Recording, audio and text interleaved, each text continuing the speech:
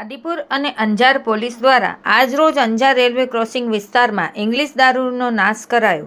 Police મહાનિર્દેશક અને police મહાનિરીક્ષક Chirag Kordia તેમજ પૂર્વ કચ્છ પોલીસ અધિક્ષક સાગર બાગમારની સૂચનાથી અંજાર અને આદિપુર પોલીસે વિદેશી દારૂના જથ્થાનો નાશ કર્યો હતો. અંજાર અને આદિપુર પોલીસ સ્ટેશનમાં છેલ્લા 3 મહિનામાં પ્રોહિબિશનના ગુના હેઠળ જપ્ત કરાયેલ આ દારૂનો નાશ કરવા માટે કોર્ટમાંથી મંજૂરી મેળવવામાં આવી હતી.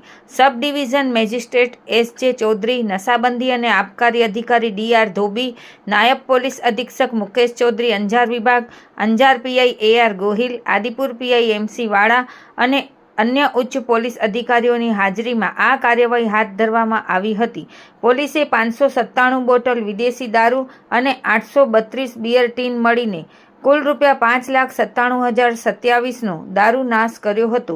આ માટે લોડર, ડમ્પરો, JCB, ECR, ફાયર તથા એમ્બ્યુલન્સ જેવા વાહનોનો ઉપયોગ કરાયો હતો.